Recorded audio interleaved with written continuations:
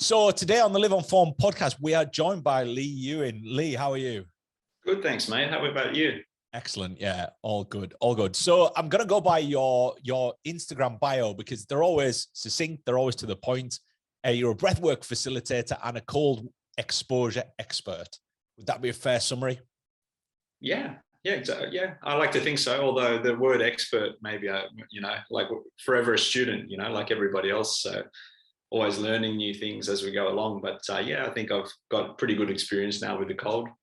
Cool. It's a huge area now. It's something we've talked about numerous times on the podcast, and an ever expanding area. And obviously, as you say, being an expert in it, in such a field that's evolving so quickly, and we are getting a lot more data about it now, and things like this. It's a continuous thing, right? It's always going into.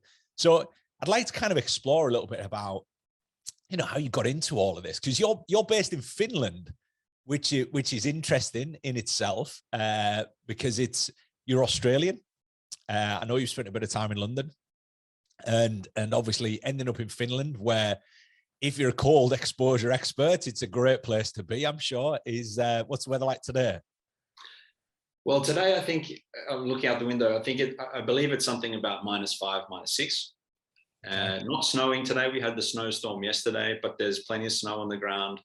All of the lakes, practically every lake in Finland now is frozen, and the Baltic Sea, right on where the bay areas are, they're all frozen as well. So you can literally walk across the Baltic Sea at the moment as well. Yeah. So it's and would you do that? Yeah, of course. Yeah. I mean, that's how I get to the perfect place to dig the hole out and to jump in and stuff. So yeah. Cool. Well, we'll get into that shortly, because it's, you've got a facility there that many don't. I know certainly in the UK we're getting there's this cold water experience. People are going, they're hitting all the lakes. I'm from the Lake District originally, so everybody back home, they're all jumping in, hitting the lakes every morning. And then we've also got people using ice baths and things like this. So you've experienced that. You've been doing that for a lot longer than most people. So it'd be great to dig into the science and understand a little bit more about that. But you're also a huge advocate of breathwork. Yeah. Naturally, the two go hand in hand, right? I mean, like any cold exposure, even if you're in the shower, I mean, that's one thing that people kind of often start off with cold exposure, trying to get used to it, trying to it's a bit more safer and a bit more comfortable, if you want to say. Like, it's uncomfortable, but in the comfort of your own home. So people, taking the cold showers, trying to build some tolerance to the cold.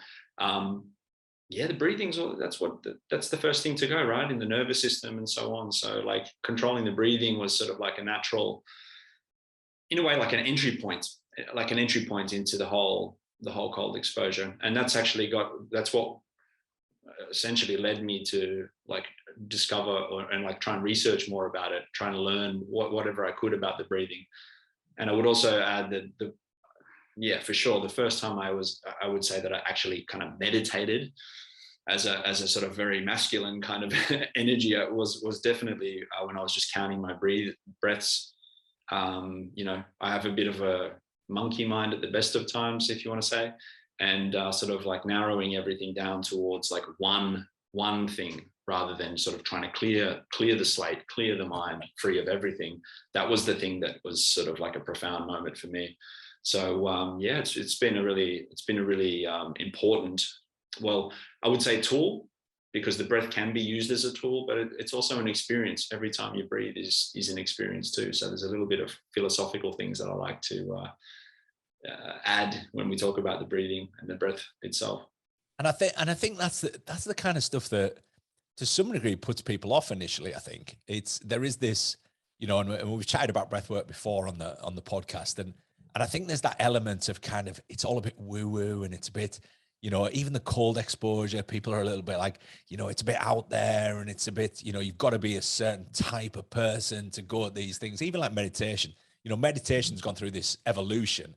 Well, I think it's an evolution, and I think it's partly there. It's not fully there, but it's getting there.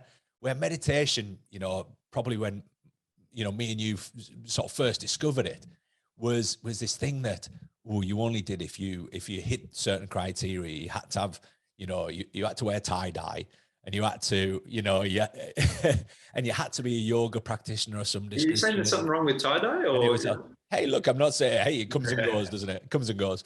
But there was all this, there's always been this kind of stigma around things. And there's always been this kind of, certain type of person that would do these things. So therefore you either sit on one end of the spectrum of human performance where, it's all hitting the gym and, it's all hardcore, this, that, the other, and it's brutal work. And then at the other end, you've got the stuff, which is and again, really what we're talking about here is nervous system, right?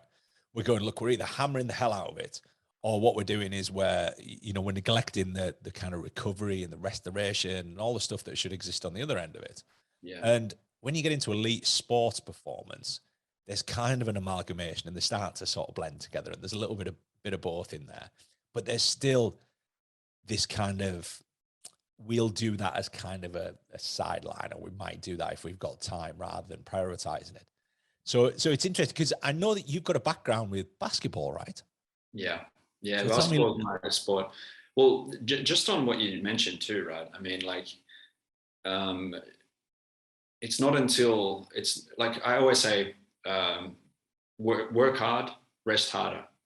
Yeah. And it's not until we've kind of, the wheels have fallen off that we sort of like start looking at, okay, what's wrong here? Like, and then we notice that the breathing's all over the place. You know yourself, like you might be on a rowing machine or something like this and just going full tilt, and it's not until you're kind of there in the depths that you realize, well, hang on, the breathing's out of control, and like it feels a bit uncomfortable and things like that. So if we can get out in front of everything, look at address the breathing before, during, and then after. I think this is the way to go, not sort of when the proverbial the shit hit the fan, or you're in the thick of it, so to say.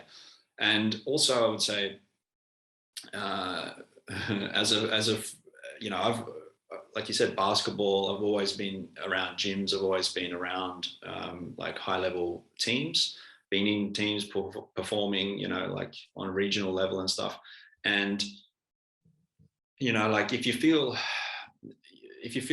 I felt bad, if I felt down, if I felt devoid of energy, the answer was always go to the gym, was always go and do something, run, or, of course you get those happy hormones flowing and pumping through the body again. But as you said, the nervous system it shows up in the nervous system.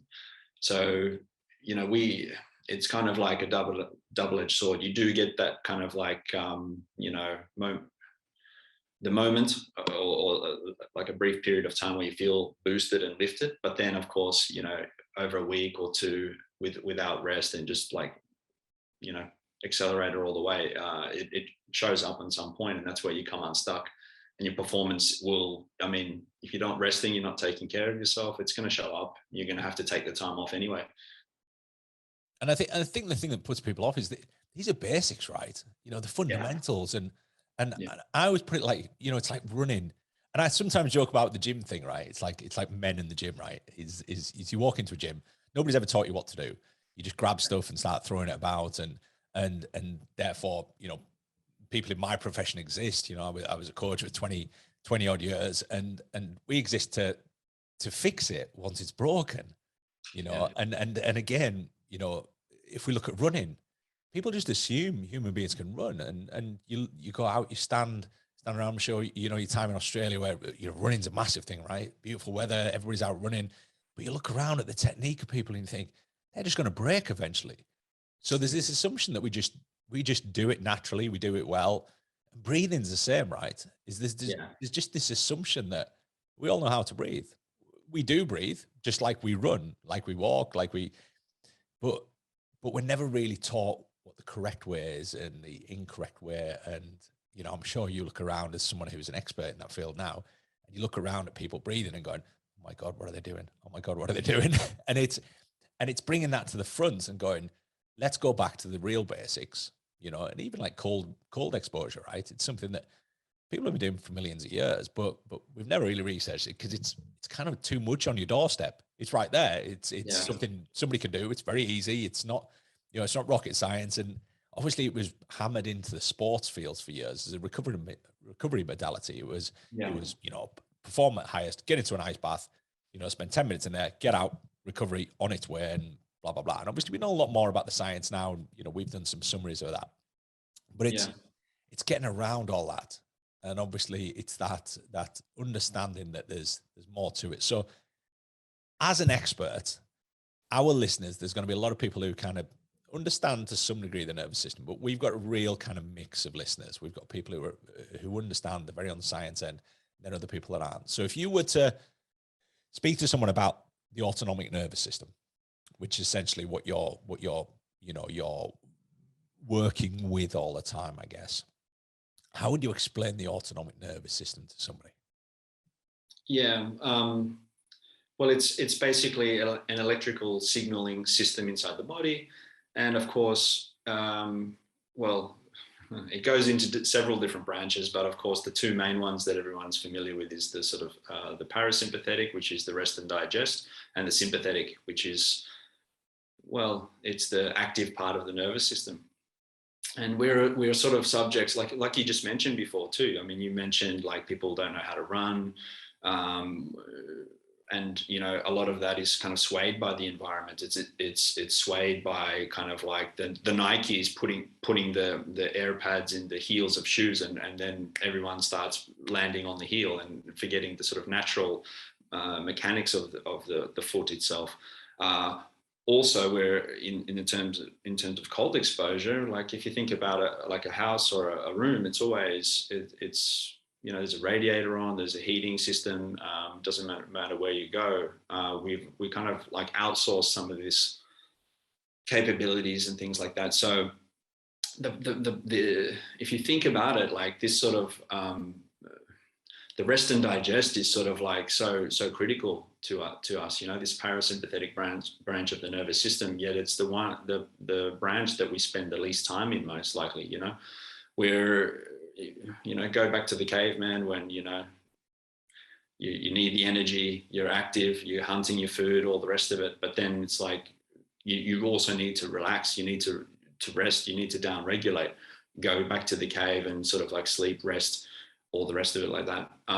I think personally that the modern day, like even like sitting at a screen, a lot of us are working from home. I mean, we don't realize that just because we're not moving around, it's the blue light, all these elements around us, technologies and whatnot, and you know, notifications, things like that. They're kind of rewiring the brain and also like sparking the nervous system constantly. We're always seen to be in this sympathetic driven state, and that's where the breath comes in, right? I mean, it shows up the first place. We're often referring to the breath as a remote control for the autonomic nervous system. And the autonomic nervous system has direct links to your heart rate, different hormones in the body, that like adrenaline, stress hormones, cortisol, whatnot. But then also the sort of composition of the blood too, you know, like what sort of pH level you have in the blood. Is it more likely to be sort of alkaline state, sort of more in a healthy, balanced state, or is it a little bit more the acidic state? And that's where sort of the nasties, viruses, and you know, things like that can start living and kind of even prospering, if you want to say. So yeah, it's like super important, the nervous system, but it's also like, as we mentioned at the front of this conversation, we're kind of driven, like we're caught up in this like Americanism that we just need to push more, push harder. And you know, like even if you're familiar with biohacking as a terminology, looking at the body as a complex set of systems, which obviously includes the nervous system. You know, trying to do everything so that you have more time for things, you know, trying to make the best cup of coffee, trying to look at nutrition in a certain way, fasting, all those things come into it. But it's all about having more time so you can kind of bust your gut and keep going and push more. And this is like where it's all a little bit backwards for me. I think we need to spend equal parts. Like if we're really looking at balance, like how the traditional sort of 8-8-8, 8 hours work, 8 hours sleep, 8 hours, whatever free time, what if that actually exists. we know that if we're not sleeping 8 hours or around that, it just feels, it feels that you can tell your nervous system's still sort of not rested. It shows up in the body. So this is where the sort of like breathing practices, meditation practices, finding ways to sort of down regulate and get into the parasympathetic branch is critical for the performance, not just the lifting the weights or pushing hard in the gym in the active state. And this is there's emotional control. Obviously, we've touched on all of the different hormones that get exacerbated by emotive responses, I guess. And then we've got breathing. Obviously, breathing comes in. Anybody who knows that there's an elevated amount of adrenaline or anything like that, or you get into this kind of shock state or anything like that, again, one of the first things that goes is breathing. So, yeah. and that panic, that people get when they're exercising, if they're getting pushed by somebody else, or they're in a class or whatever it might be, and things go a little bit too far, and then the breathing goes, but then there's a panic response, and it's just this cascade, right? So we've got. So here's the thing, by the way. Here's the thing. So now that we've learned so much about the breathing, now we actually look at the role of those different hormones, right? And so this is why there's a conscious element to that. So if somebody is finding themselves out of the depths in the training program or in the class or in their whatever they're doing, they're still getting those. They are getting the sort of, if you want to say, stress hormones, the cortisol, also I've gone completely blank. Noradrenaline, and in the body. But now we understand so much about the breathing that we can actually ignite or kind of use those. We can replicate those through breath holding. We can replicate those by breathing, creating a sympathetic driven breath practice, and then kind of taking the foot off the gas and having those long pauses. And now we've seen in many studies that actually those stress hormones have a positive effect in an acute level. Okay, we know that adrenaline and cortisol over a prolonged period of time are going to be harmful for the body, right? It's going to you get adrenal fatigue. You'll stress levels and all the consequences of the stress will show up in the body. But then in an acute level, maybe over a 1 hour practice, 45-minute practice, those stress hormones, that sort of hormetic effect of adrenaline and cortisol, actually provide a lot of benefit to the body as well, and the immune system as well. I think that's the thing, isn't it? Particularly with cortisol. Cortisol's been this terrible thing and horrible thing, and you've got to reduce it, you've got to restrict it, and blah blah blah. And that's came about from this whole, it's chronic. It's when people are stressed all the time, and then people all of a sudden they tar cortisol with this brush and go, look, cortisol's a really bad thing. Cortisol's an amazing thing. Yeah. Cortisol in acute terms and when it's meant to be there, does some incredible stuff. Yeah. But we just don't want it all the time.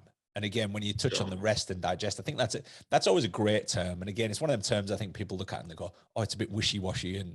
But rest and digest, it's fundamentally, we look at fasting.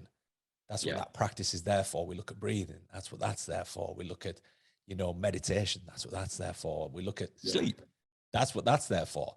And it's that whole segment that you've so succinctly kind of put as this rest and digest, which is essentially, again, it's the nervous system terminology. You talk about parasympathetic, sympathetic nervous system. Yeah. That rest and digest term comes in all the time, but we don't take it on board and go, hold on. So we've got to take some time to digest food rather than just hammering our body with more and more food all the time. Yeah, we do. Yeah. And we need to just back off from everyday work. And I love the 888, a term you use there. We use the 888 because of the way that we structure our products, and our brand was built around, circadian rhythm and 888. We're first 8 hours of the day, second 8 hours, third 8 hours. And all of a sudden we're kind of getting into some kind of semblance of what we're trying to do here. Yeah. And each one playing a slightly different role to the next one. So, there's so much there that carries over into so many different things, which I'm sure are probably also part of your life, right? I know you your breath work and you cold exposure and things like this. But They all tie in. Yeah, absolutely. All the things you mentioned are tying in, right? I mean, like you mentioned fasting. We've been talking about breathing and breath work. We're talking a little bit about cold exposure. I mean, you spend a lot of time in the gym, helping people in the gym. There's high intensity interval training and things, as well as like the sort of like lifting heavy things for skeletal muscular tissue to grow and sort of like repair itself. All of these things require some level of, if you want to say it, stress. We're kind of stressing the systems in the body, or applying a little bit of pressure, giving it a little bit of extra load, if you want to say it like this. And it's not until the body kind of reacts to that, and then it sets off the sequence of events where it might be stress hormones. When you're fasting, it's the autophagy, it's the cellular reparation and the sort of recycling of the cells. With breathing, it's like often it's the, like we mentioned, it can be the stress hormones providing some added benefit, but also on the exhale, for example, we know that it stimulates the vagus nerve, and that's actually lower your heart rate and calm the nervous system. So, if I were to kind of put it into some sort of analogy, I mean, it feels like these bodies that we have are indeed like an elastic band. Like if you leave your house in the morning and the mailman's been and dropped one of those elastic bands on the ground, and you see it down there, you walk past it one day, you walk past it 1 week, you walk past it 1 month, and then maybe some months or even a year later, you would bend down and pick that elastic band up that's been sitting there the whole time, and you go and stretch it. What's going to happen? Probably snap, loses its form, loses its shape, loses its loses its possibility or capability. And I think the human body is very much like that. Yeah, I like that. And I'm a big fan of analogies. I like that. It's, and again, like you, right, is that, we use the term quite a lot, that our audience, the people that are probably listening to this, are people that, and much like yourself, much like me, we're people that we choose to stress our bodies, but we choose to acutely stress our bodies. And years gone by, that would be the thing to do. It was like, stress your body, stress your mind, do all that. But we kind of ignored the other bit, the other 8-hour block where look, recovery and blah, blah, blah.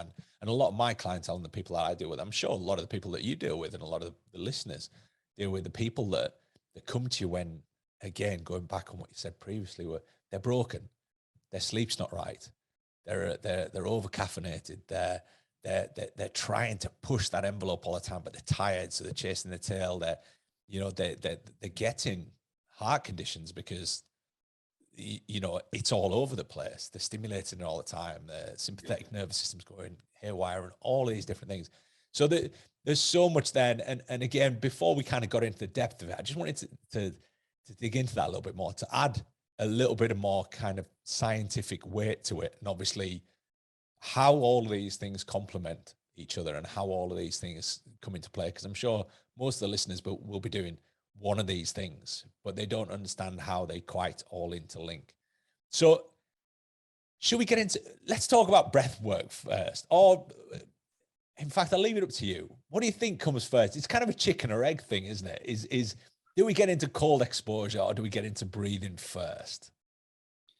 Well, we'll enter with the cold exposure, because then, of course, like you're talking about, there's plenty of people that have fallen into a lake before, a frozen lake, and they've survived, and they've been in complete shock and like probably fear for their life and whatever, and they've survived it. It is possible to be in a stress state and survive the cold, and you know what I mean. But if we were to use it as like a form of, if you want to say treatment, therapy, sort of like a social activity, or like getting your dose of that, like you might go to the gym several times a week, you might go to the cold. At least I'll say that you probably need to do it at least once a week. Sauna, things like this are the same, So, when we add I'm a big proponent for like adding a conscious element to anything we do in life, right? you mentioned eating, like when you eat consciously, it changes that experience. When you breathe consciously, it changes the experience, because you're no longer in the passenger seat, you're in the driver's seat. You're kind of controlling this meat bag and all the systems inside of it. And it's no different that when you're in the cold, right? I mean, if you fall in the lake by accident, you know, if you kind of like accept the situation, then you'll be like more inclined to be able to kind of get yourself away from that. But if you're in a frenzy and in a panic, I mean, like this could perpetuate until you kind of like tire down. And then, so it's a little bit of a metaphor for life too. You know, the more you struggle, the less conscious activity you have, you know, the harder it can be as well. So I think the cold. Let's go with the cold. If you have. I think there's just that little snippet of what you've talked about there. I think there's so many things people can draw from that, right? Is everybody's aware of this? You know, you said about the falling in the lake. Everybody's aware of it. Let's go Hollywood, right? Everybody's aware of a movie or a TV show, or something they've seen where somebody falls into a lake, and because of the state the cold puts them in, right? Which is again nervous system, heart rate, slows everything down. It means that people can survive for longer, right? Yeah. So essentially, we're going to the other end of the spectrum. So there's so much you can take from that, and then there's all these other things that you've sort of mentioned there, where people can draw reference to other things and go, "Oh, okay, that's logical." And just like going back on when you were saying about the running, right? Is that, you know, it was logical back then because we didn't really understand anything to actually put some kind of padding underneath your feet. It was logical. Yeah. But then what's happening with all these things? We're kind of going full circles because we're going, yeah, it was kind of logical because it was a protection thing, because people getting bad knees, bad ankles, blah, blah, blah. It made sense, you know, to patch it up. And I always started building concrete things all over the place as well. Yeah. Yeah. And the basketball one, I reference this and used to reference this a lot when I used to lecture about sports. And there was the basketball thing where when they first invented high tops, is they invented high tops because basketballers were getting bad ankles. So what they did is they took the ankle and they made a joint that's meant to move around. They made it super stable. Exactly. So it wouldn't move in the planes it would move in. So people weren't turning their ankles anymore, which was great.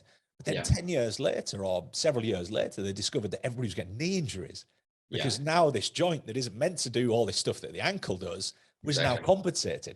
And then they started strapping people's knees, and then people started getting hip problems, and then lower back problems, and then they went all the way back to the shoe, and they went, hold on, whoa. What we've done here is, instead of just making people's ankles stronger, what we've done is we've compensated for a weakness and an inability to move laterally and in rotation and blah, blah, blah.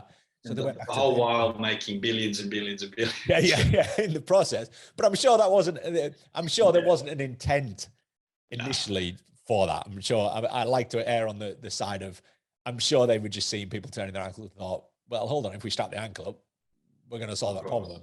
But further down the line, I'm sure they were fully aware of what was going on. And it was this compensatory thing. And we seem to be doing the same thing with everything, right? Is that we know, and we've known for so long, that if you expose yourself to cold water, these are the things that happen physiologically, right? Biologically, all these things occur, and we've disregarded them. And now they come back to the forefront, and people are going, well, hold on. You know, there's all of this stuff. So tell me about cold exposure and you know, you and your lake experiences right now, or even sea experience. I was assuming lakes, and then you mentioned the Baltic Sea. So tell me about cold exposure. Well, just one thing I think that might be of value here off the back of what you just said there.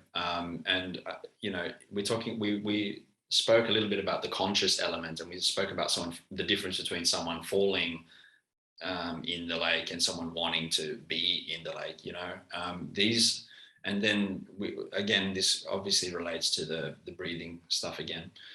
You know, you talk about the tie-dye and the hippies and the energy and things like that, right? I mean, there's like a couple of ways to view the energy. There's this energy, like, in a way, if you want to say, the spiritual sort of woo-woo kind of aspect that everyone sort of, it's quite synonymous with breathing and breathwork from yesteryear.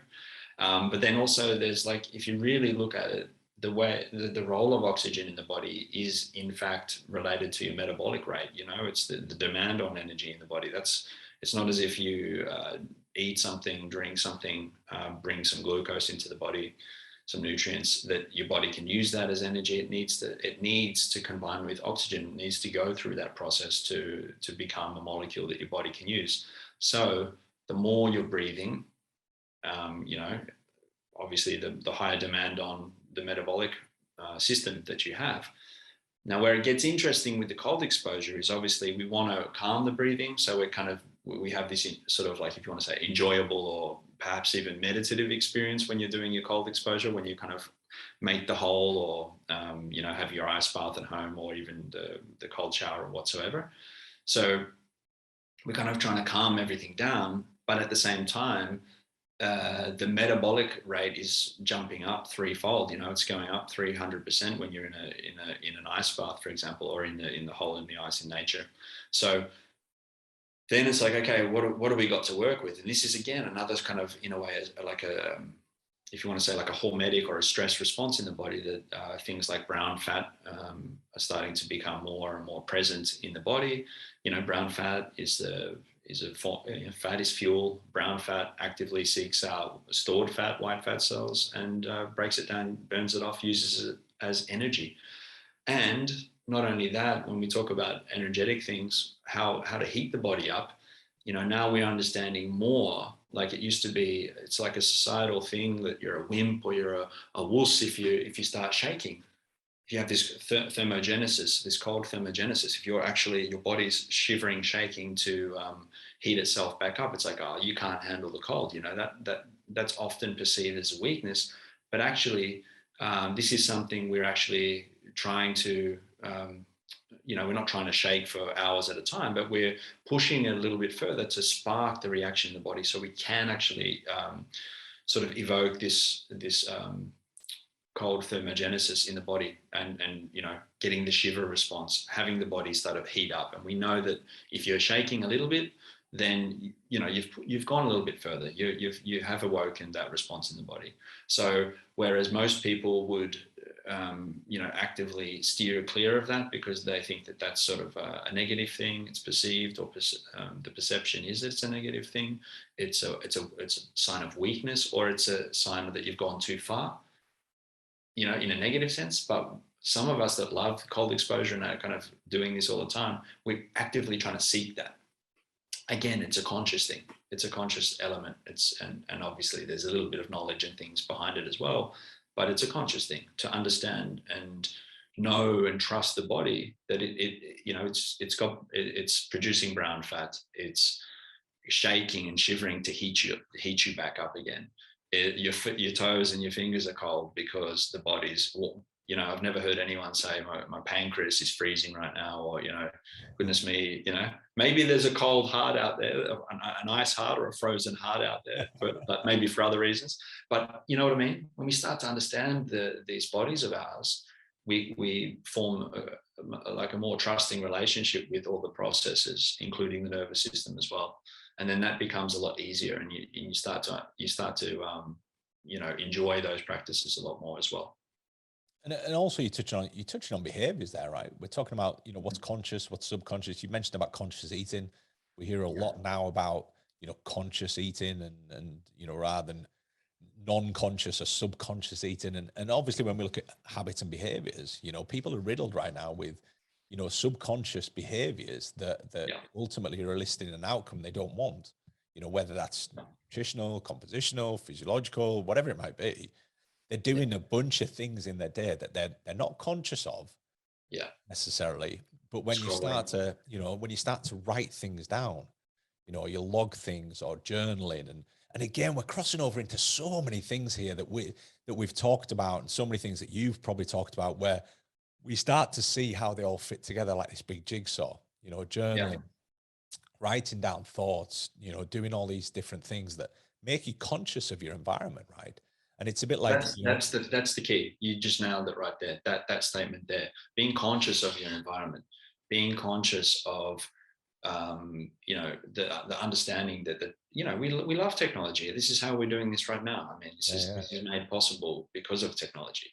But we also know that there's several, a lot of the stress that we're, in the same manner that this is lovely. there is blue light shining into my eyes right now, keeping me awake. Not that I would probably want to go to sleep right now at this time of the day, but you know what I mean? It is stimulating. Then if my phone was here and I'm getting notification, this is also kind of like creating different behaviors and my reaction towards those things. I mentioned that the room is, I don't have any radiators or heating in this house at all, by the way. But every time I go somewhere else, yes, there is that controlled, a system or a bodily response is now outsourced to technology again. And we are a product of the environment. You've probably seen, or you've probably heard people refer to, you are the product of the 5 people you spend the most time with. Well, it's that you are a product of the 5 technologies you spend the most time with as well, right? I mean, that goes without saying, all the 5 applications in the phone that you spend time. The funny thing is, when you mentioned technology there, we're actually, there's a lot of stuff that's surrounding us that's technologically advanced that we just totally disregard. Like you said, heating, right? Yeah. Heating is something that we have synthetically and we've controlled that. We've gone, right, we're gonna control heating, which is probably the most logical one in many respects, because obviously we've got clothes and, we're not covered in hair and blah, blah, blah. We don't have this kind of regulation that a lot of mammals do. But then we've also got light. We talk a lot about light. We talk a lot about light exposure. And obviously in Finland, you've got, your lighting process. Some challenges with the light. Yeah, some challenges with the light. But obviously we have light. And right now, like you say, we're doing this podcast, but we're doing it early in the day for both of us. I certainly wouldn't want to do this at 9 o'clock at night, because that is going to influence my sleep. It's going to influence my recovery, my rest, my digest. It's although it's very calming, it's not. This would theoretically probably fall into my work category, although I would never regard it as such. But it's not. It's not intense. It's 2 people having a conversation about something they both, feel quite passionately about. This would almost be social time. This would be in that middle 8 hours to me, but there's so much there that carries over. And obviously, there is that response of cold. So cold exposure, you mentioned about showers, which is one that I've always touched on. I've had a lot of people say to me, cold showers, everybody's recommending I do cold showers. And this is just from personal experience, but I hate cold showers. I think they're the worst way to introduce. They're the hardest. They're the hardest one because of the mentality behind it. Because of the behavioral systems or processes behind it. Think about this, right? If I make all the effort, to go to get up in the morning, to go to the Baltic Sea where I make this one particular hole that I keep open throughout the winter. It's so cold that overnight that will freeze again. So I need to go and grab this. We call it in Finnish. It's called rautakanki. It's like iron stick. It's you've probably seen it before. It's like used to kind of like a straight crowbar, aren't they? Yeah, but like a giant one. I feel a bit like like Trident, or like this Triton kind of character, like walking around with this thing. And it's because it's iron, it gets really cold too, so you need to make sure you have these gloves on and stuff. But anyway, I go down there and I woke up in the morning. I go down there because I like to start the day with this, and then I break up. The mentality behind that is I'm going there to do this. Yeah. Whereas when you go to the shower, it's like, okay, there's the primary objective when you go to the shower is to, it should be, at least for most people, is to wash up. Wash yourself. Cleanse the body and so on. And then you're adding this sort of like almost kind of secondary element there. It's like, oh, by the way, you're just going to start, at some point during the course of the shower, you're going to start you're going to turn all the warm water off, and it's going to be completely cold, and it's going to feel like your body's going to react to that in all these different ways. And you're going to start feeling a lot more of those things inside the body, rather than just sort of this comfort kind of warm blanket. So the mentality there is, it's like, why am I doing this? This is in my own house. The house is a comfort place. It is the place where most people feel like. It's funny, for a lot of people, they I don't know, that obviously suggests something here, but if they go from an office environment, they come back home, all of a sudden they feel energetic again. All of a sudden they feel like, oh, I'm hungry now. I'm in the rest and digest. It's like, yeah, because you right? entered your cave, you entered your protective place, your home, your and then you're going to ask the person that in that little rooms out the back there somewhere, you're going to put yourself into this fight or flight response. Of course it's difficult. It's really difficult for people to make the mental switch, but that's also the place of the most growth, because if you are able to wake up in the morning, if you're able to commit to doing a cold shower, even if it's just 20 seconds building up, to a minute, maybe one day you take a complete shower that's cold. I mean, this is the place of growth, because you know that if you can do this in the morning, it's almost like you're winning. You're ticking a box somewhere, or you're setting yourself up to do other more difficult things, have that tough conversation with the employee, or make the sales call that you've been putting off a couple of days, or any of those kind of things. And that resilience element of it is fantastic. Yeah. But along the way is that, it's the same challenge that I've always had as a coach, right? Is compliance is king, right? Yeah. Is that it's all well and good going, look, we've got this thing, it's fantastic, it's wonderful, it's this, that, the other. And the reason I went on the cold showers is that I've had so many people who say, look, I've been told I should have this cold shower in the morning, and I can't stand it. It's too much, and it's too, it's too intense for me. And it's, to me, it's tantamount to, giving somebody a barbell and putting way too much weight on it. We can persist. Of course we can persist. But again, we're going to continuously fail and fail and fail. So I've always pushed a lot of people to, I've done ice baths for as long as I can remember. Yeah. But I've done ice baths. So I'll run a bath in that comfortable environment of my home, and I'll either put ice in it, depending on what time of year it is and depending on the pipes. But it's either cold enough, and I grew up north, so it was often cold enough. Yeah. Or I'll take it out the ice bucket in the freezer and throw it in there. But I find that so much easier.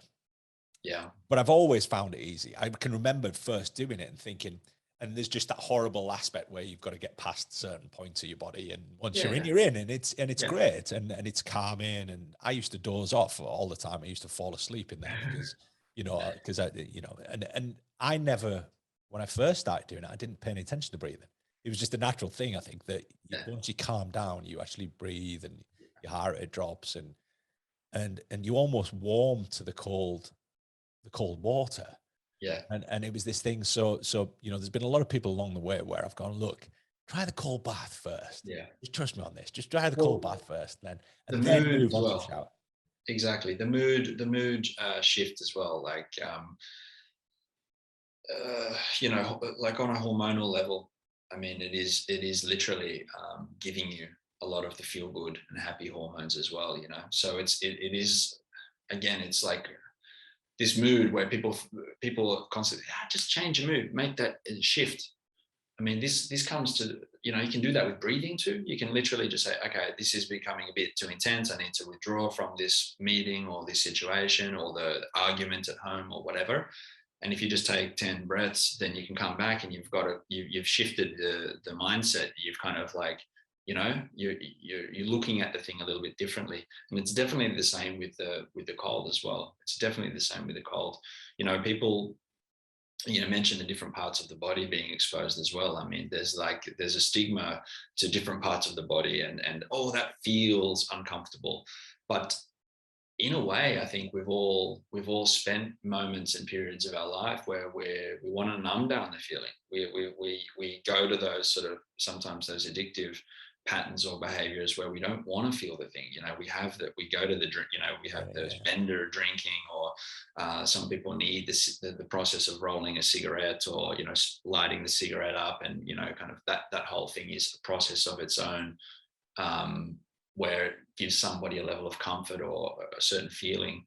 But it's in my opinion, it's absolutely no different with an ice bath. The process of setting that up, or going to the cold, in the nature whatsoever, it's just repositioning that. And it just so happens that the cold shower, the ice bath, whatever, they have the health benefits there, and it's not sort of so destructive. But the key thing is we're actually trying to, there's a level of acceptance behind it. we're trying to feel. I mean, I'm living a life now where I want to feel everything. There is no such thing as a bad feeling or a bad emotion. They all have their places. They all have, they all have their turn popping up and appearing. And it's just addressing those things and sort of like, again, this conscious element of sort of going through the acceptance of it all. It's like, oh, here's the ego trying to push for another couple of minutes in the ice bath. Do we really need to listen to that fellow today or not? So yeah, it is kind of a fundamental sort of mindset shift that needs to, or doesn't need to take place, but often takes place for people that are kind of looking at these sort of things. So tell me about that routine. So you go out. I'm not even going to attempt to try and pronounce it. You go out with the metal rod, and, and it's the same thing that they use for the fishing, right? It's the same for digging the holes for the fishing, right? No, because so for the fishing, there's this other device where it's like, it's got like a handle and you kind of it's like screws down and it kind of turns down, it bores down into the ice, like a drill. Actually, it's like a drill. Yeah. Couldn't think whereas you've got to dig an actual hole big enough to get into, right?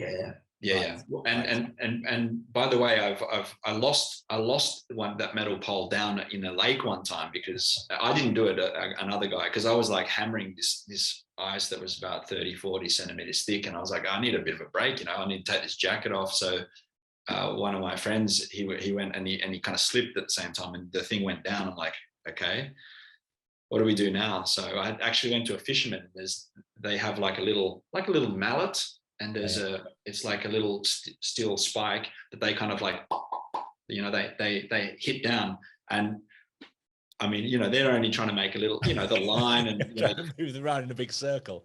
And I made a huge, and I used that. It took me about an hour and 15 minutes. So I was committed to the cause, but it took so long to get into this hole. But yeah, that we were ready actually for the cold by then. It was like, okay, I'm like overheating, so let's get in. But I can imagine. So the process is very, for me, it's like I won't eat before that. I'll make sure that I have some, like there's a couple of times I've reached for this little drink. I'll just have some water. I'm usually fasted when I go to the cold. I'll have some water with some sort of Himalayan rock salt in there for the minerals. It's important to drink water, and I don't have any coffee before that, because obviously, anything that you're going to be eating or drinking is just going to make draw more blood and more minerals towards digesting that, and it will make and it opens up the blood vessels and stuff as well. So you will probably feel the cold a little bit more than usual. So I'm fasted. I'll go down there. There's a whole bunch of stuff I'll bring with me. It's down to a sort of like, it's not just sort of like strip down, jump in and go. I mean, I take 2 towels with me. I have sometimes, depending on where I am, I'll take some sort of socks with me, like these aqua socks, because I'm a free diver. So I have these free diving socks, 5mm thick, which are pretty good for -1 water in the sea, for example, because it does get below 0 here because of the salt level. It's not so high salt level. And that's to do with peripherals, right? You've got to be careful with your hands, your feet, your head. Yeah, but I think it's more about, okay, so because I'm a Wim Hof method instructor as well, and when I went to the training, I'd already been doing cold for many, many years, and my whole interest about Wim Hof method was like looking at like, oh, okay, these guys are going to help me explain all the stuff and kind of link all of the scientific knowledge and so on. And there we were with Wim himself in Poland, and I was the only one with some shoes on. I had these like some sort of water shoes. Very, very thin, water came in, but it was kind of like more of a covering, like we talked about before. And no joke, people were kind of, they were calling me again, wuss, or, I couldn't handle it or whatever. And I was kind of like, I don't think these guys have done cold exposure before, because if you're going in nature, and you don't know what's at the bottom, or, you know, like it's like the last thing you want to do is be hobbling, stepping on all sharp rocks or glass or whatever else. And, you know, like this. So I was like, okay. And by the end of it, by even a couple of days later, everyone's like, what kind of shoe? Like, where did you get those shoes? Are they still available? And so on. So, you know, there was a perception that there's that's cheating, or it's kind of warming up, but it's more about covering the feet. And you know, some people over here wear gloves and the socks. A lot of the elderly people that are, you know, they do their little swim.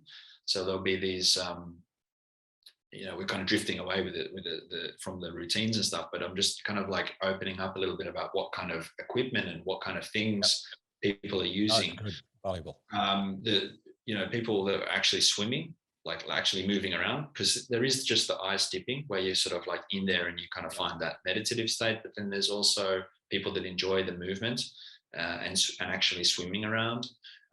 Those people are more inclined, from what I can see here in Finland, to have the gloves, to have the socks, and they'll come out with some sort of dressing down, or, you know, there's these dry robe things as well over here. And of course, what I'm wearing here, the beanie, or this will retain a lot of heat. So if you're not sort of submerging yourself, if you're not putting the face or the head under, this will make it a little bit easier as well.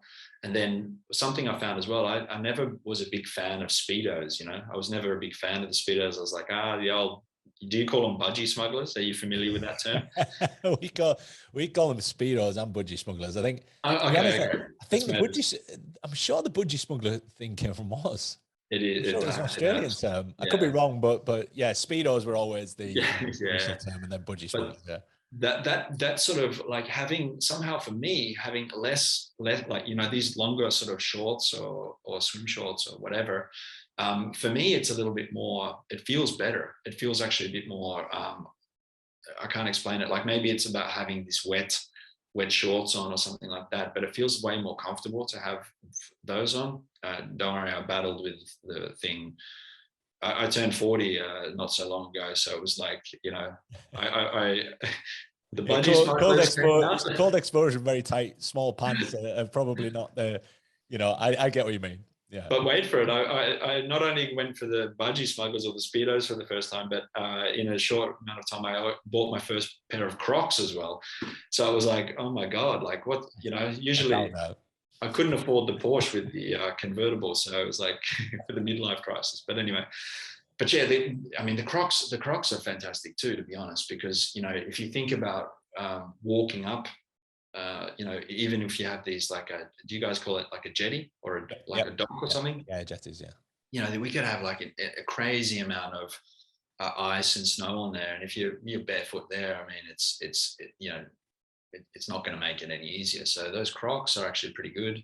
And especially with a wetsuit on, if I'm doing some free diving in the ice, having the Crocs underneath will stop the wetsuit from sticking to the ice. Yeah. So these are kind of things. And then, you know, things like plastic bags, having one or two extra plastic bags, always a good idea.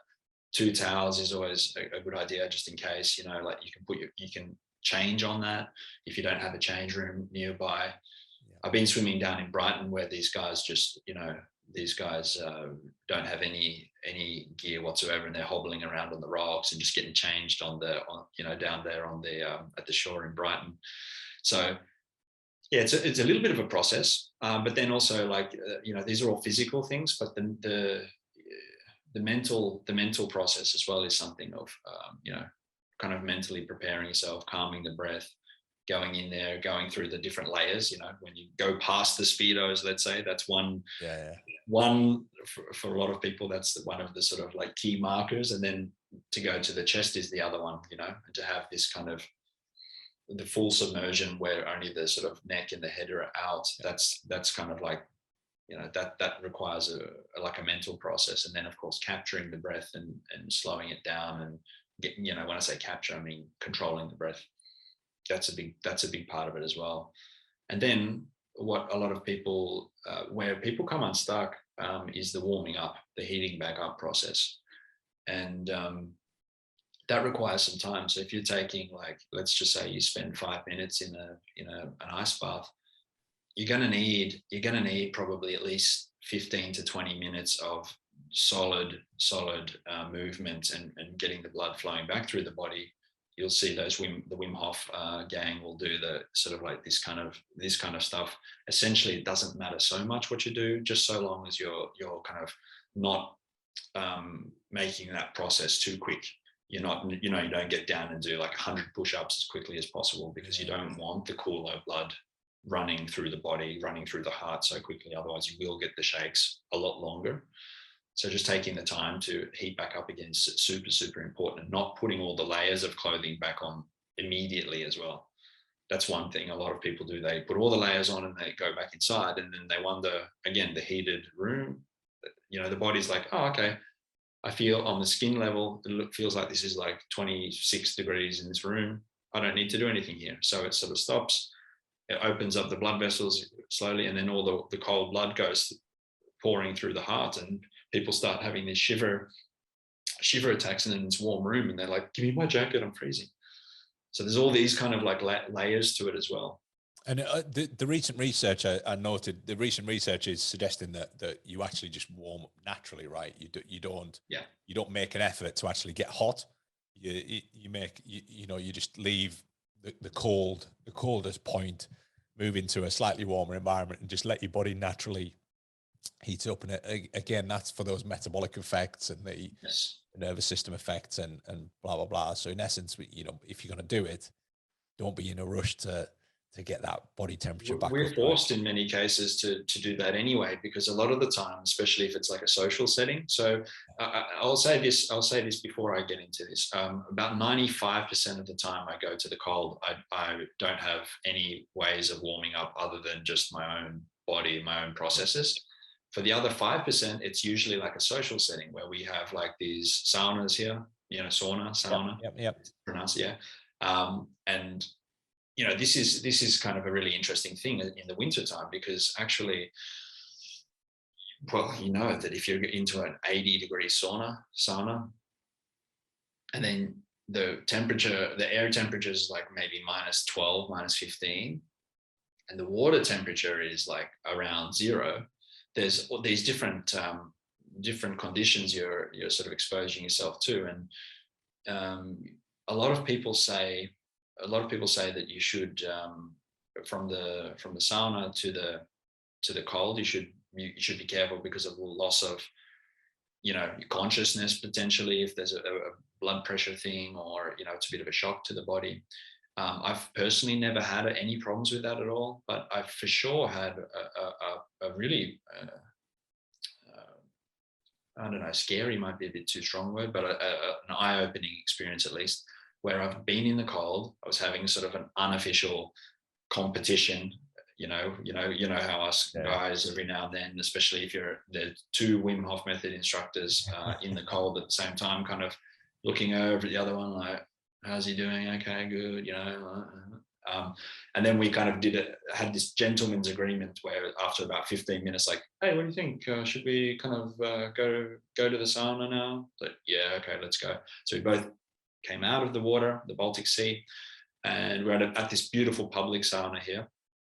And we spent like a couple of minutes in between the air temperature, but then we said, hey, let's go to the sauna. It would be great. We went in there, and oh my God, that felt horrible. It was horrible.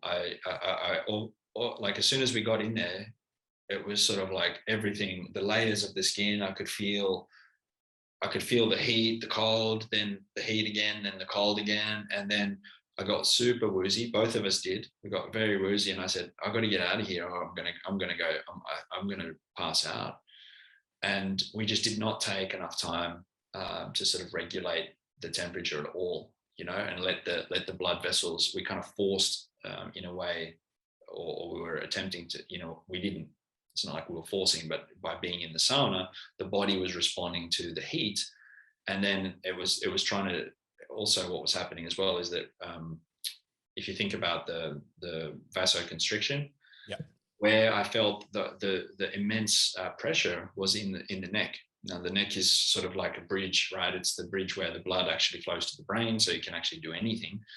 And this was an immense pain in my neck, and it really made, like, I was really sort of like wobbling about. And as soon as we got outside, it felt so much better. And it's like, okay, let's just spend like 10, 15 minutes here and just sort of regulate. So yeah, these kind of things, unfortunately, some of them people have to learn. And it's also like, it never ceases to amaze how many people actually practice the actual Wim Hof method breathing whilst they're in the cold or in the shower. I've seen many videos, and like, these people really don't know. Somebody had taken a picture where, where the soap, those porcelain soap. Yeah. You put the soap in there, it's got the little drainage thing, and it's kind of like, in the wall. Someone had done the breathing in the cold and passed out and hit their head on there, and it's like huge gash there, and said, I don't know how you guys do the breathing when in the cold. It's very difficult. I kind of passed out, and now I've got these stitches. It's like, huh? It says like literally everywhere, please don't do that kind of breathing. Don't do this kind of heavy breathing around the cold, or especially not in the water of any description. Even if you're standing, sitting, whatever in the water, it's a completely different way of breathing. As you know, it's, as you said, when you're in the ice bath, it's about calming.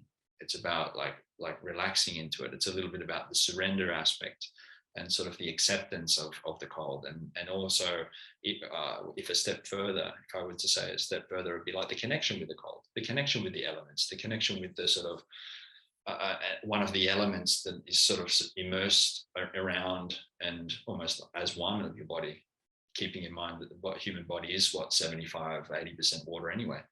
So it kind of, it feels, there's also the sort of maternal instinct that we're like surrounded by water again. Of course it's cold, but it does feel like a cold hug too, if you allow it to be. Yeah, it's a funny experience. It's one of the things you've got to kind of, it's very hard to describe. You've got to get someone to do it and go, look, just trust me on this. And it becomes this. Trust me, jump in there. Yeah, no, I mean, with the ice baths, back when I was doing, I mean, we're talking 20 years ago here, and people are like, how do you do that? I'm like, well, you just get in, you get past the cold bits, past the budgie smugglers and blah, blah, blah. And once you're in, I said, it's a really, people go to a hot bath to relax. I'm like, do a cold one. It's incredible. You probably found the same too now, that the hot water is the problem. Like I can't handle hot water anymore. I can't stand hot baths. A hot shower, yeah, I can, no problem with that. But a hot bath, it's just the most uncomfortable, horrible thing. I'm like, no, it's not on my street. But it's so we touched a little bit there on the breathing, different breathing modalities, which would be good to explore. So you mentioned about people using the wrong breathing modalities and the wrong methods, and obviously we've got loads of different variations on breathing. We've got nasal breathing, we've got diaphragmatic breathing. We've got all these different that relate to different kind of activities, and depending on what you're trying to do, whether you're bracing the core and things like this. So there's all these different types of breathing. So let's just get some clarity on where that breathing needs to be from your experience and obviously your expertise. So when we're talking about breath work and we're talking about breathing, when we're talking about, I guess, 3 kind of different environments. So I guess we've got when we're stimulating the sympathetic nervous system. So when we're exercising, activity, et cetera, and then we've got the sort of the cold and the regular, I guess, the day-to-day sort of stuff, So how should we be breathing day-to-day? How should we be breathing during activity and movement and when we're stressing the body? And how should we breathe when we're trying to keep the body in this calm situation, almost this meditative state and calming? Or are there more variations on those themes within those 3 different parameters?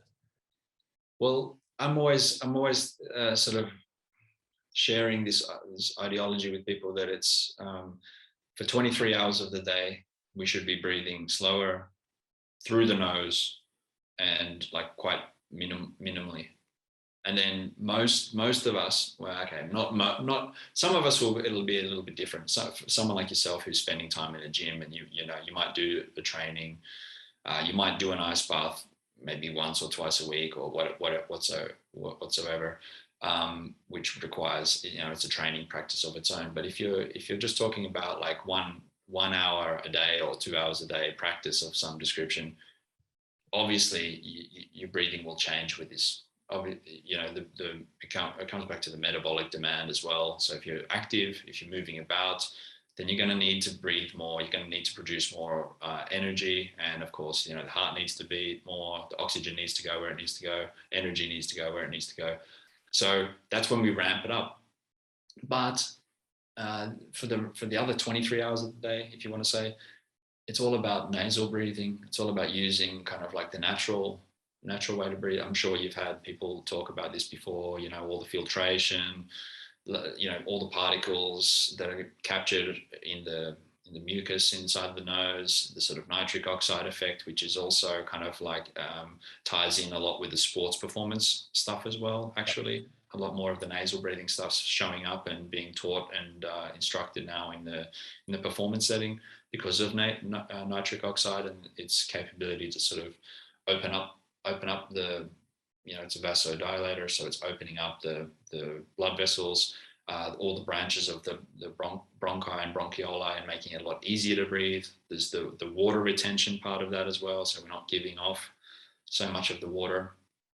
So really, nasal breathing is kind of like the way to go at the like all the time, really, unless you're sort of like in an ice bath and you want to extend the exhale, or you want to down regulate the sympathetic nervous system during sports, during a stressful moment at work, during the ice bath whatsoever.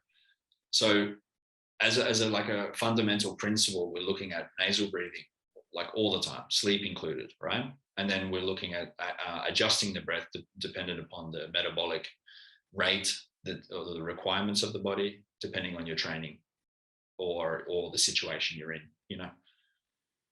Okay, so nasal breathing as a whole, we should be all looking into and probably practicing, which like without any, without any shadow of a doubt as well. I mean, there's like conclusive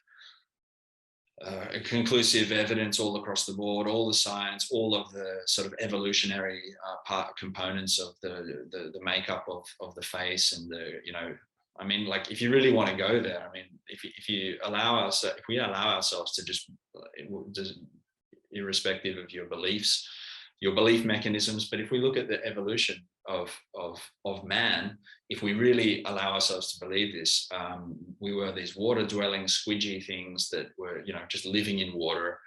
The atmosphere that was not in the same sort of composition as it is now, meaning oxygen was not as abundant in the atmosphere as it is today. This was a toxin. This was a toxin to us, the squidgy water-dwelling things, the creatures. And then one day, one of these or some of these little creatures put the head up above the surface and said, oh, okay, this looks interesting, and went back down again. And then sometime later, we're talking a lot of millions of years, in this theory, these creatures not only developed ways and actual physical evolutionary changes in the sort of bodies to not only withstand this sort of toxin, but then develop like lungs and a sort of whole system that would actually not just exist with this, but use oxygen as a form of like creating energy inside of the body.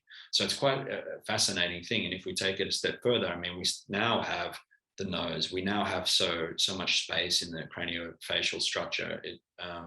We have the molecule nitric oxide is like crazy to think about. It just happens, or like this molecule is formed by just breathing through your nose. And the effects of this are like immense. People have these nitric oxide infused foods and diets and things like this, it's found in meat products and so on. So we can produce it here. And I'm sure that even, the capabilities of nitric oxide is indeed how somebody had found Viagra.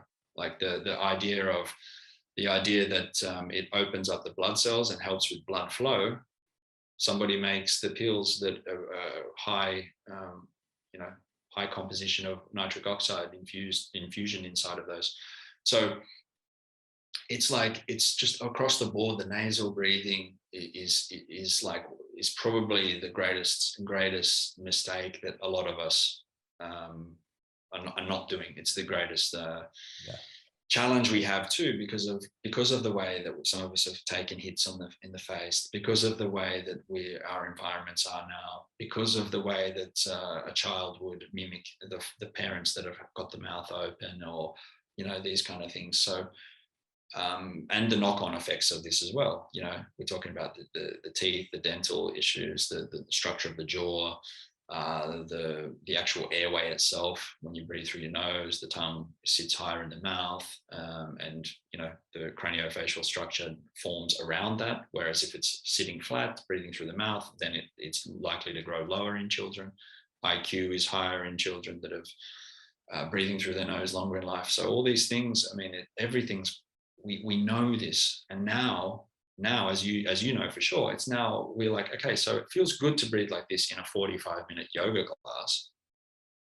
And what about doing that and feeling that kind of level of comfort in the training session when you're on the rower trying to do your 5 kilometers or 10 kilometers or whatever it so be?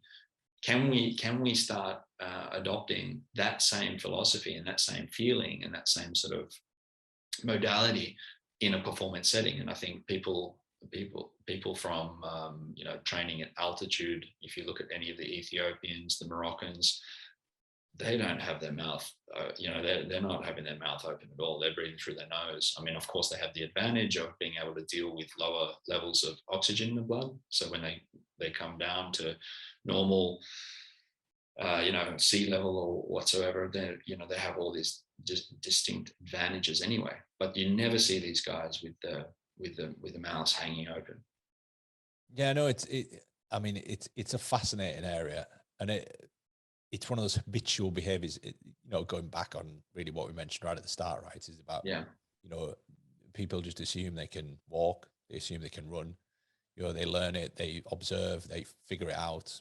Breathing's the same, right? Is that we mimic what everybody else is doing, and I think a lot of people look at it ominously and go, well, hold on, I've now got to learn something that I've actually done my entire life this way, and it's you've got to reframe it. You've got to be able to relearn a pattern of behavior. And like you said, somebody doing it for 45 minutes in a yoga classes. And I always think of, and irrespective of what, like you said, people's beliefs are with regards to evolution, is that evolution is just progressive overload to me. I'm a science person. It's progressive overload. Whatever area we as human beings have chose to, overload in and learn from in that exactly aspect is really where we're evolving.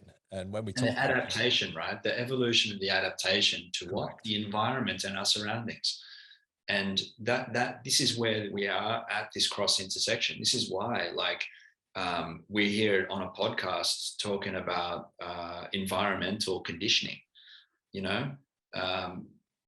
Okay, obviously a caveman or whatever don't have the technology to talk about that, but this is not an option for them. It is a necessity to be able to withstand different conditions. It's a necessity to be able to fast and go without food for periods of time. It's a necessity that you're going to be able to down-regulate and rest and digest. Especially, like, you need to rest if you've had a tough day, you haven't found the woolly mammoth or whatever, you need to go. You have to force yourself to go to sleep on the empty stomach and the tummy's growling or whatever's happening. You have to adapt to different foods that you find around yourself, and these are all kind of presented and influenced by the environment. And again, we talk about this, like I said, it's a cross intersection where we're sort of like, we've had that comfort level. I mean, this whole comfort thing too, for, if you want to say on a larger context for humanity, it's a very new thing. If you really think about it, comfort, what we know as comfort, like sitting down, having a dwelling where you have certain things around you, entertainment, food at your disposal, everything around this safety, it's a very, very new thing for humanity. It's only been in the last couple of 100 years where we've, or whatsoever, that we've actually really found this level of comfort. And of course, there's a sort of, there's this after effect now that we're seeing as well, like the comfort of being able to sit at a computer and do the work from home. You know, in most recently, this is becoming like everyone loves that. A lot of, well, not everyone, but a lot of people are sort of seeing the advantages of that. But a lot of people have, in short times, experiencing the side effects of that, if you will.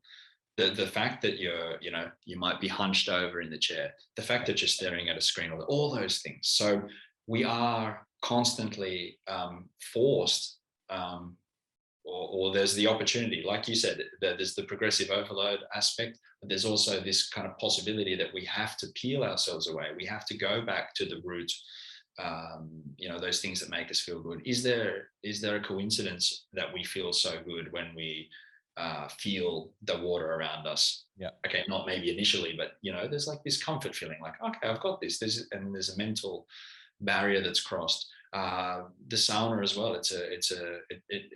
That's another place where the environmental conditioning is changed around you. Okay, it's a man-made version of that, but it may replicate some sort of campfire or fire in the cave or something like that too.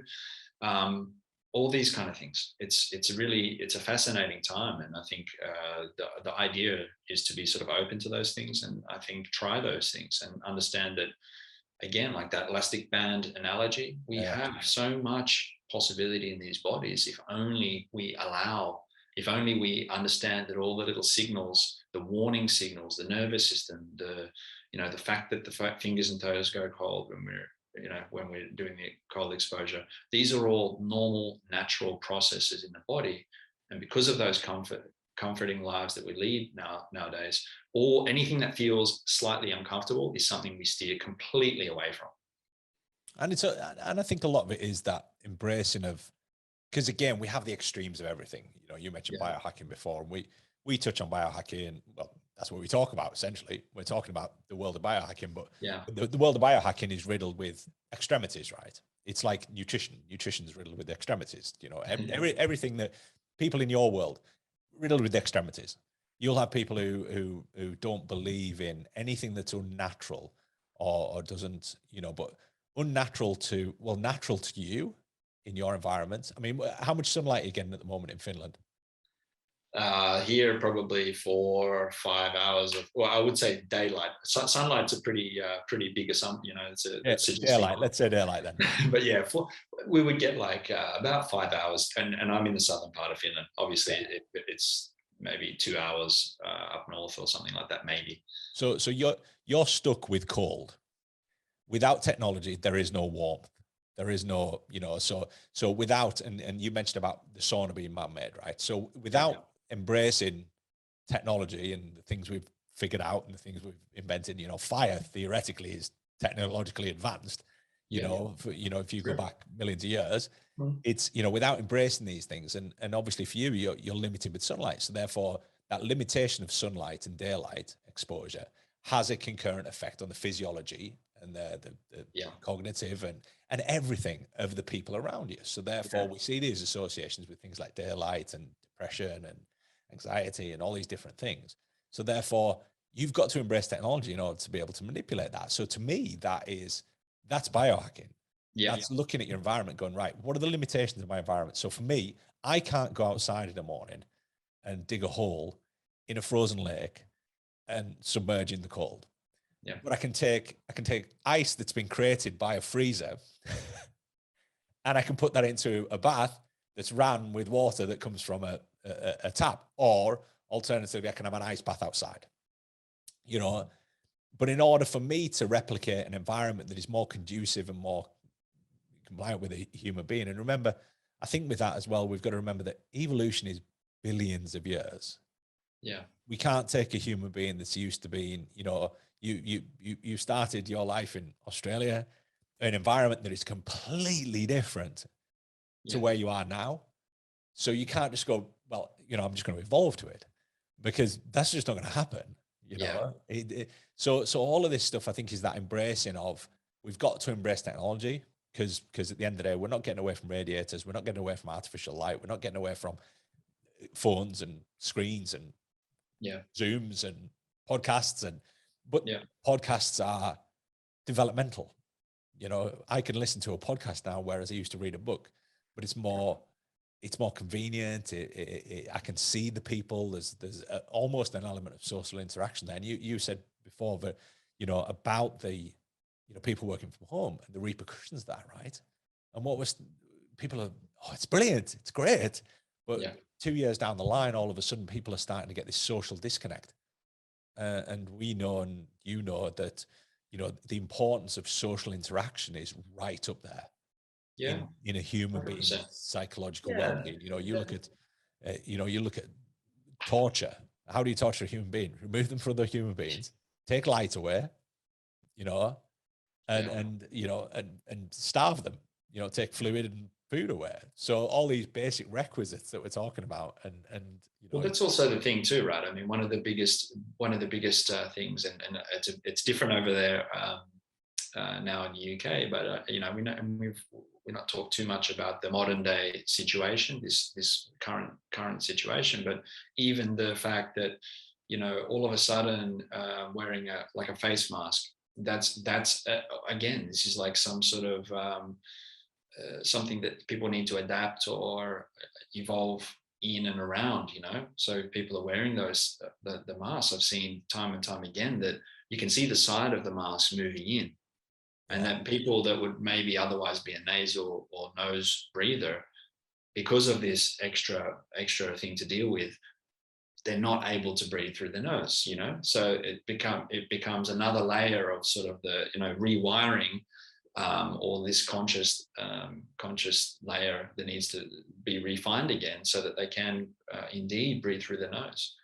So there's things that are popping up all the time that it requires, some of these things that require a long-term sort of adaptation, or this kind of repetitive sort of behavioral changes, but some of them are happening really quickly. And that's again where the breath will always show up. It'll be the first place where you can see, you've been in a meeting before, or a situation where someone doesn't agree with what you're saying, and they're kind of, they're going red in the face, and they're, you can see straight away that the person is reacting in a sort of a stressed way to the conversation or to what you're talking about or whatsoever. And I mean, it's no different. You can see it. You can see it with people walking around that feel like they've got the weight of the world on their shoulders or whatsoever. Yeah, and it all carries over, right? It all carries over: mental well-being, physical well-being, composure. You talk about, that you walk around and you can feel in an environment. I always remember moving from being up north to, and you've gone from Australia to London to Finland. And again, I don't know Finland. I'm not familiar with Finland, but I would imagine, and again, maybe I'm just perceiving, but the pace of life is going to be a little bit slower. People are going to be a bit calmer. There aren't people wired to the hilt like they are in London. I mean, when I first moved to London, I was like, what's all this about? I've gone from living in the Lake District, which is a very slow, relaxed kind of way of life. There's lots of outdoors and lakes and beautiful stuff to all of a sudden I'm in this concrete jungle of people who are wired to the bone, who are stressed, late all the time, running around like crazy, and largely a lot of people dropping down dead because of it. And where does that kind of happy medium sort of sit? And obviously, the stuff that we talk about is all about, performance, but performance is all about, getting that balance between those two things. And again, it's that kind of wishy-washy terminology that we use, and it's just getting that across to people that, hold on. The big thing, balance is never a static thing. That's the key here. The balance is always, like, if you think about you actually balancing on something, if you actually stand on something and balance, the moment you think you're balanced, what happens? Analogy. Yeah. You fall over and the balance falls down. So this is a constant, like I was saying, this is a constant development or a constant sort of recognition about understanding where you are on a almost like a real-time level. I mean, if you, for example, we mentioned this 8-8-8. Yeah. If you only sleep 6 hours, then that 8-8-8 balance is already askew. It's already out of whack, right? So it's not likely going to help you if you sort of train your max go for all the personal bests on that particular day, because if you do, then your nervous system will be tired, and then everything will go further askew, out of balance. So and then also someone like yourself, I mean, you mentioned it as well, like you said, this is not something, what we're doing now, a podcast or talking about things that you're quite passionate about, doesn't feel like work, but yet then again, in a way, it sort of is at the same time. And it's easy to convince ourselves that this is actually like, well, this is a social thing, I'm just talking, so da da da. But actually, there's all the back end things that you got to do. There's the technical things you got to upload. All of those things require work. So, you know what I mean? Like the balance, and the balance of those things, and the sort of the narrative, the internal narrative we have about these things that we're constantly doing in our life are really important. To identify those things and understand that maybe, just maybe, it's not a good idea to do any kind of like certain kinds of work after a certain amount of time. We know that don't have the phone in the face with blue light and all the rest of it in the bed. We know not to eat too much food before we go to sleep. I mean, it's all a process. It's all a process, whether you're talking about the ice bath, going there, whether you're talking about getting up early and going to the cold shower, whether you're talking about fasting, with all of these things. And that's also to do with, what that I would say about social media, right? People switch off and then they switch on. So they, their idea of they leave work, they go home, they sit, they get on social media, and there are external cues that are agitating you. I always say about the news, I always remember, and a very, very long story, very short, but when I moved to London, I started reading the morning papers, which put me in this bizarre, real negative emotive state. And it took me a while to realize what was causing it. I was like, why am I flat? Why am I, I'm almost unhappy. Yeah. And it was because I was conditioned to read about all this doom and gloom before I actually started my day. Yeah. And social media is like this. And I say to a lot of people, look, if you can't, going into your emails, if you're likely to get emails that are going to create some kind of negative and emotional response, i.e. it's going to cause you to panic or flap. It's a bit like getting that brown envelope come through your letterbox. You look at it and you go, oh my God, it's a bill, or it's something, it's a parking ticket, or it's whatever it might be. It's, and there's a time and a place for, doing all these things that could potentially cause this stress response, right? And trying to put them all in one pocket, so for you, you've got this routine where, you're drinking your water, you've got your electrolytes, everything's very calm. I'm not going to eat food because I don't want to cause any stress to my digestive system. And I'm going to go out, I'm going to do my ice thing. I'm going to stay calm, remain calm. In amongst all that, you checking your emails, going on social media and seeing how, how many anti-vaxxers and how many anti-this, that, the other, and how many all these, and there's all these things that could potentially trigger you that will cause this negative or emotional reaction. Now, all of a sudden, you're going out on the ice in the wrong frame of mind. You're aggravated about something or whatever it might be. And again, on social media right now, it's just everybody's fighting all these different corners and everybody's screaming at other people, and it's just not a nice place to be in, right? Well, I think the sort of like something overarching in everything that you've just said here is that I think people, for the most part, a lot of people are a little bit disconnected with their own reality, And what I mean by that is that if you, like you said, if you don't open up that the Sun or one of these quality publications that you have over there, do they still have the page 3 or 5 or something? I mean, this is the kind of level of stuff, right? I mean, it's like, I have no idea. This was. I'll tell you what it was. Leigh. It was that they used to do a free paper. It was called the Metro. I think they still do it. I know what they do is they'd give it for free. Yeah. So they'd give it free on buses and things like this. And sitting on all the chairs there. It was advertising revenue, right? It was all paid for through advertising revenue, but it was basically just a tabloid. It was but it would have all this stuff about, there'd been a stabbing, there'd been somebody had the house taken off them, there'd been, and it was just riddled with negativity and adverts. Yeah. And I used to sit and read it, and you get enthralled into it because it was, it's a bit like watching a good suspense or a news is interesting for the most part.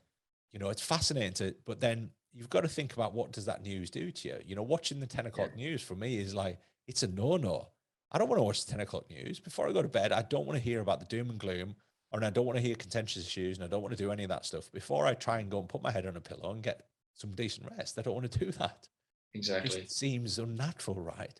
So this is where, like, certain with anything that you're doing, boundaries are quite integral part of that. Like, for example, my girlfriend and I, we have this sort of we've rules or guidelines, if you want to say like this. Guidelines always sounds a bit or like this at the moment, but some sort of rule that we have together that sort of, after, like, we don't live together, but we call each other in the evening, and we try and keep it light. You know, we might do a recap of the day, but we don't engage in any really deep discussions, and we try and have things, talk about things that connect us, you know, nice things, or finding the connections of the evening, so that if we're not together, if we're living in different houses, we go to sleep knowing that, you know, you feel loved, you feel cared for. Somebody in another city is still, you know, thinking about you, and it's just kind of not nice like this. And there's a certain level of peace and comfort that comes with that. If you can imagine that what a lot of people do, if they're in the bed together, or if they're kind of chatting and they feel, you know, like having a really in-depth discussion where there might be a difference of opinions and stuff at 10:30, 11 at night, that is not going to help your sleep at all. So it's important to kind of set up the boundaries. And it's the same thing with the phone. A lot of people put their phone on airplane mode, and some people, like myself, don't even have the phone in the room. Like, I'll go and put the phone in another room altogether, so there's no temptation, there's no willingness whatsoever to open that, and then, you know, I'll go to bed. So it's the same thing. Like, we talk about the ice bath. You know, there's some sort of inside the process, or inside the sort of, in a way, the ritual of doing that. It's about, okay, make sure the night before you fast, no coffee in the morning, getting up. So it's all sort of part of the balancing act as well. But it's definitely it's all about your own sort of conscious connection with that, and how important that thing is for you as well. And it's strategic, right? All of it's strategic. It's, you know, your morning routine. It's, you know, we know stuff. You know, we talk a lot about circadian rhythm, and we know that there's a blood pressure rise shortly after you wake, and there's all these different things that physiologically happen that we know happen in this sequence. So therefore, we can work alongside that. And we talk a lot about caffeine, and obviously moving into that second 8 hours of relaxation, how it's important that the majority of caffeine, if you've got any in your system, is probably gone by that point. Otherwise, that's not really going to be a successful chunk of time. And there's all of these different things that are managed in and around that.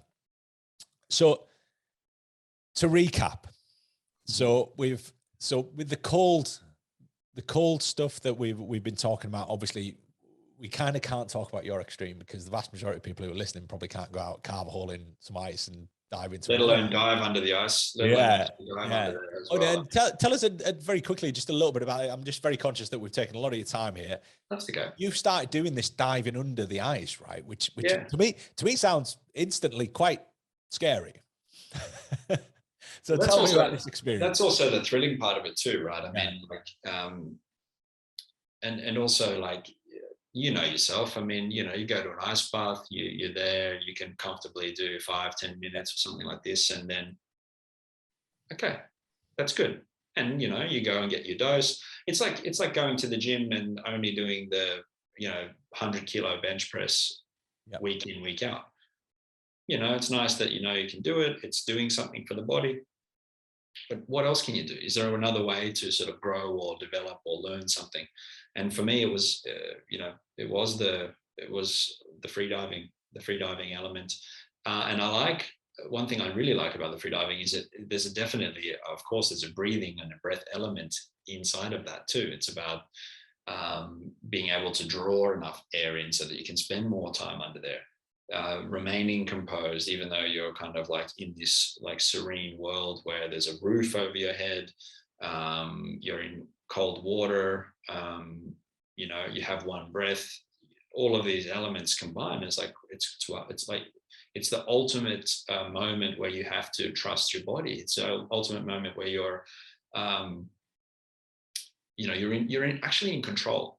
Yeah, even though everything would feel like you're not, everything's trying to shift or steer you out of control and kind of like have you to respond to it on some level, or take you away from your own rhythm, your own even your own heartbeat in a way. You have to have this. You have to have some level of control, during that. Otherwise, it can, we don't need to say that it could be quite dangerous. So that's why it's a thrilling thing, but it's also like a beautiful combination of breathing, or we're not saying we're breathing under, of course. We're saying like how to get the most of one breath, to really, really narrow it down to this one breath you're going to take, where you draw as much air in as you can. You're kind of obviously relaxing every part of the body just prior to that. Then you go under, and it's actually quite a beautiful experience, despite what it might seem like externally. Free diving is fascinating. I've actually been trying to get a free diver on who exclusively does free diving. I follow Dana, can't remember his second name, Via Hoff, something. Anyways, Gert Hoff or something. Yeah, I can't remember. Maybe I just can't pronounce it. But I mean, some of his stuff's incredible, and I mean this whole, because it's almost like this, from an external, onlooker, this is quite a stressful. I mean, a lot of people don't like the sea, anyways, but it's quite a stressful thing to think. Right, you're going to go into water, you're going to go, keep going down, keep going down, keep going down, and you're actually running out of air, in essence. Not in essence, in actuality, you're running out of air, and this whole thing of being able to remain calm to the point that you can perform. Correct. I mean, you're likely going somewhere, maybe down or maybe across. It's a huge contradiction, right? The whole thing is, and it goes right back to the ice bath, right? The ice bath is a contradiction in many respects. Is that you're getting into something that is actually going to cause a panic response, and what you've got to do is you've got to counteract that. You've got to exactly. This is the greatest teaching of it, right? Yeah. This is the greatest teaching. Like, if you can survive the ice bath, for example, like and learn to control your breathing. I mean, I think it's possible to do the same when you get that annoying phone call, or when or that email or that. Exactly right. And it's training this, and people use the term resilience, but there's so many learnings from that very, very simple thing in many respects, is that being able to remain calm under duress, and I think there's so much that can be taken from it, and just being able to compose yourself in those situations. And I always remember as a kid, it was the RNLI. Sorry, that's probably my accent, unable to pronounce those letters in that particular. Oh, yeah, I'm glad you did it a second time. The RNLI, so the Lifeboat Institute.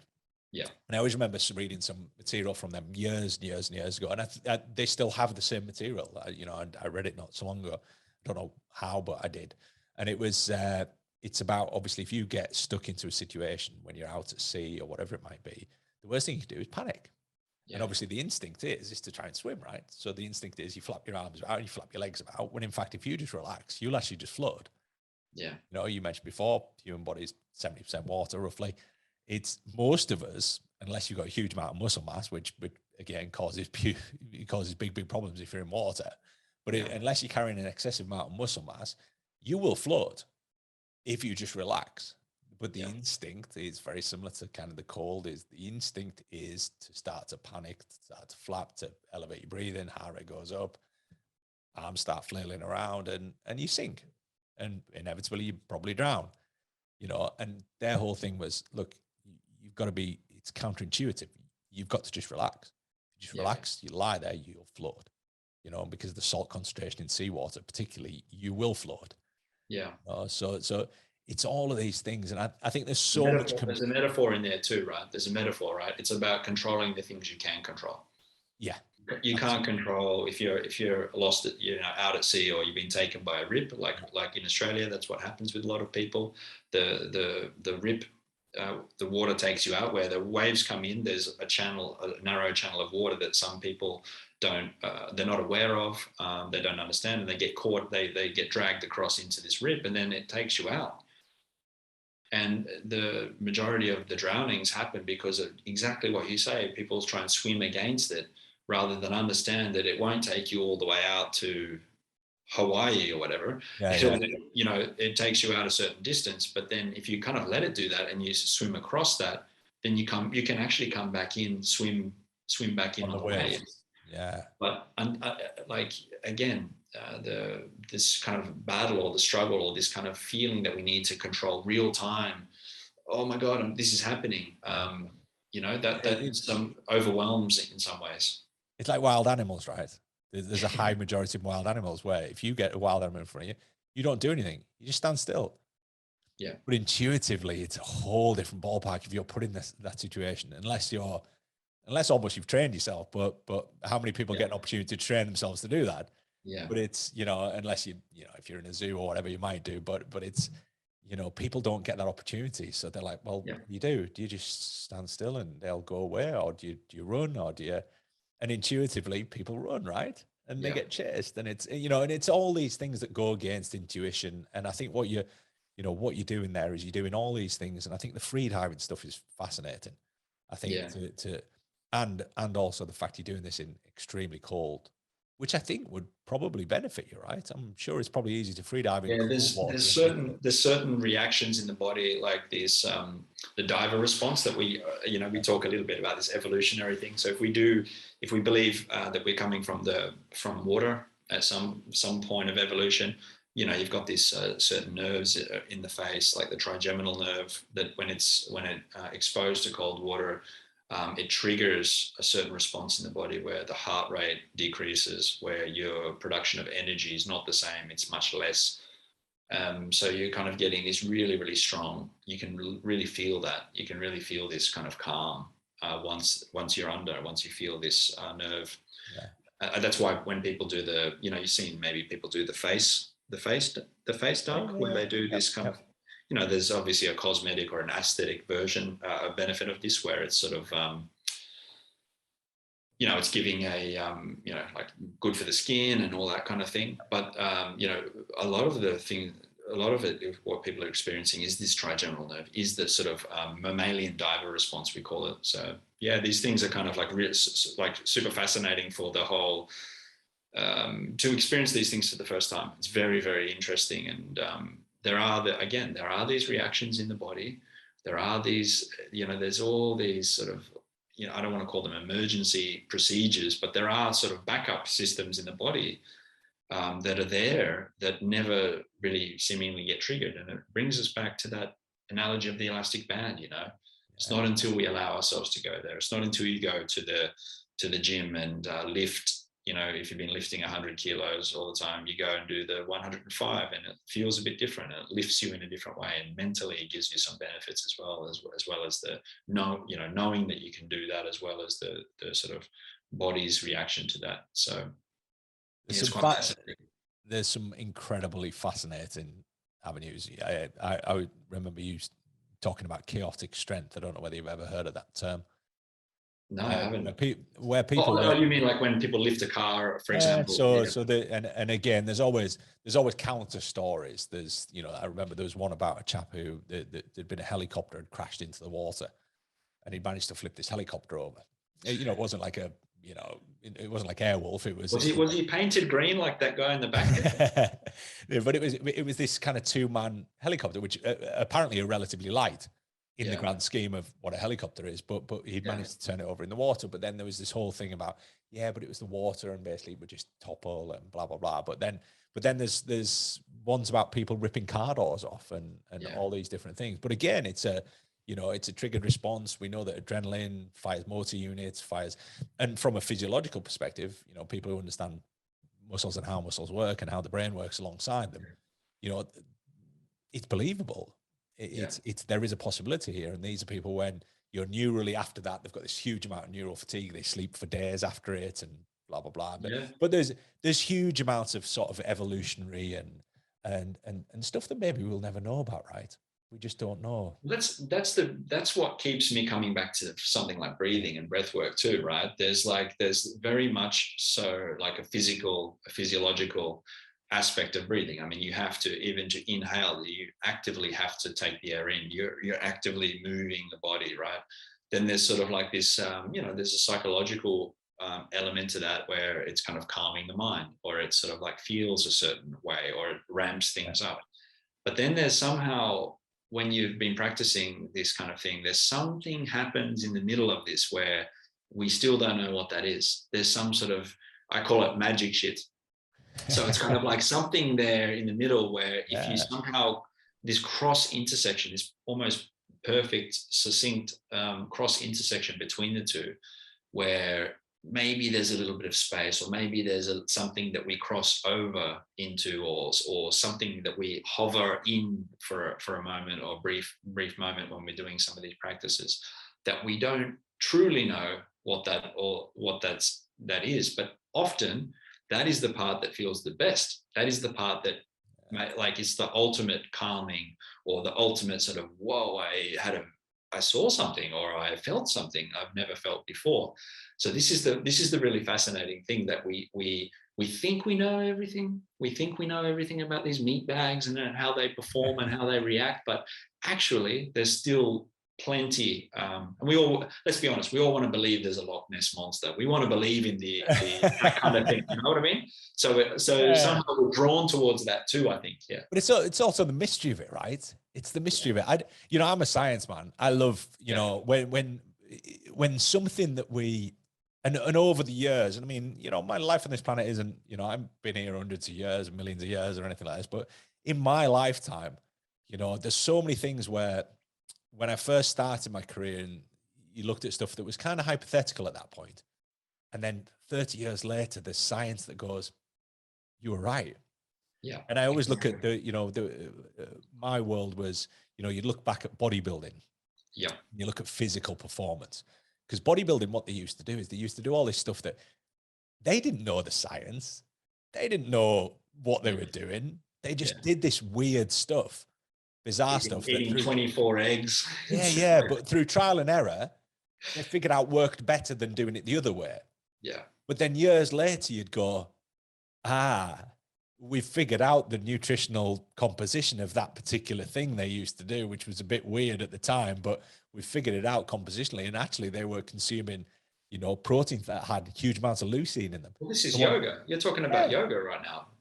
Like for essentially like 1500 years or whatever, however long it's been with the yogis.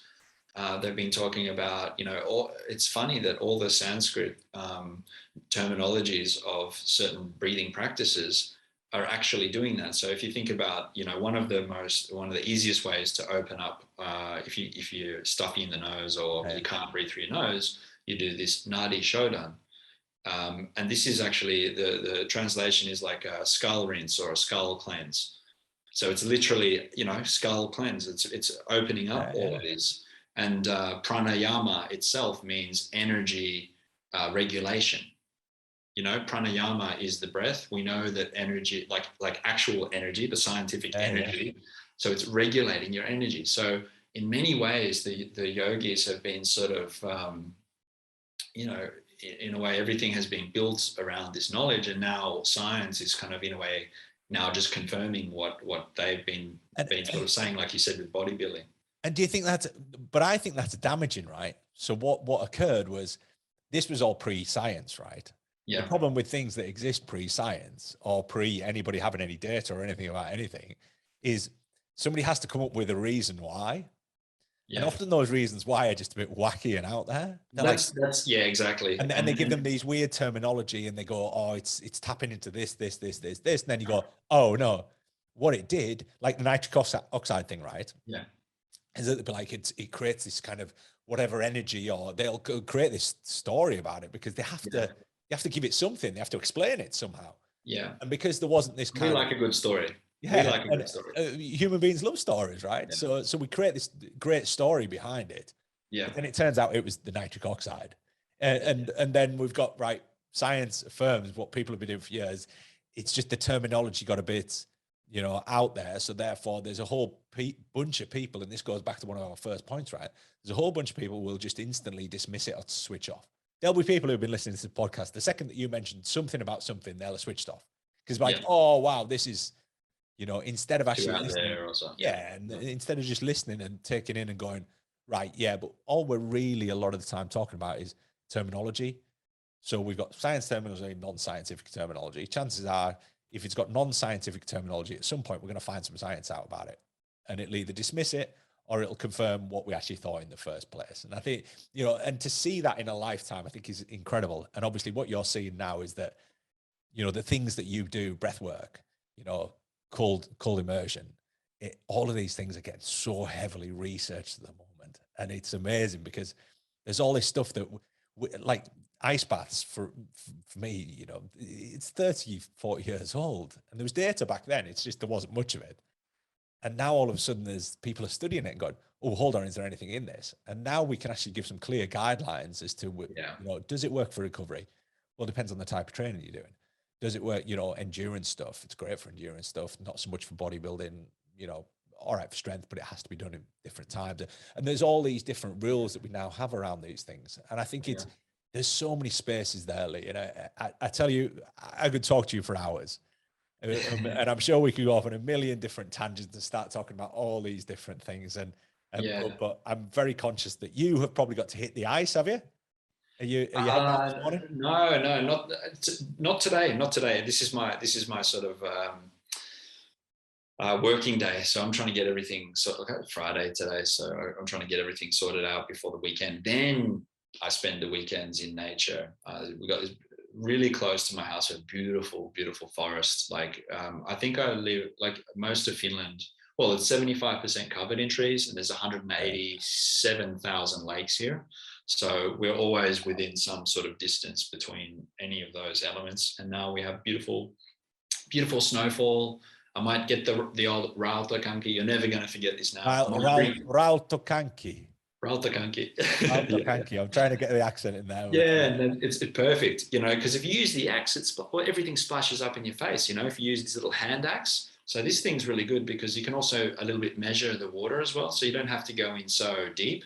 So that you can kind of stand up in that, and you know, so go out there into the forest and you know, take some you know, some hot coffee or something like that, and go and explore. It sounds very, very nice. Well, maybe one day I'll join you in Finland, and we can always welcome. You know, we'll take the giant pick thing, and and eat some ice. Hey, Leigh, thank you so much for taking the time. I'm very conscious. We have actually been talking quite a long time here. And so many other tangents. We may have to do a round 2, and we'll get into some more stuff with you. And obviously, if you're over in this neck, no, thank you so much. And how do people contact you? How do people follow your stuff? I know it's website. Yeah, just my name, just Leigh Ewin, LEIGHEWIN.com, or then the same for any of the social media accounts and stuff. Yeah. Same across, nice and easy, nice and simple. And you do workshops, you do bits and bobs all around breath work, all around cold immersion. So if people are wanting to learn more about it, just drop your line. Yeah, jump on. If you want to come do some ice diving with me, I'm offering that as well at the moment. So we've got actually some people coming over from the UK in 3 weeks' time to take part in the ice diving. So I go through all the science, all the knowledge around that. But then also introduce a little bit of the freediving angle and how to take a good breath under and how to remain calm under the ice. And of course, we do it in the most safest way. We use all international freediving, you know, all the equipment, gear. There's people, you know, taking a video of the people, so they have this beautiful memory as well. So yeah, it's a lot of fun, and I love watching people experience what I experienced for the first time. You know, this awe of nature and doing something that you might not have thought is possible. So it's beautiful to watch that happen multiple times over. That's what keeps me going back as well. Amazing, cool. Well, if any of our followers or anybody jump out there, let us know. And great once again to speak to you, and thank you for the time, Leigh. Appreciate it. All right, have a good day. Bye-bye.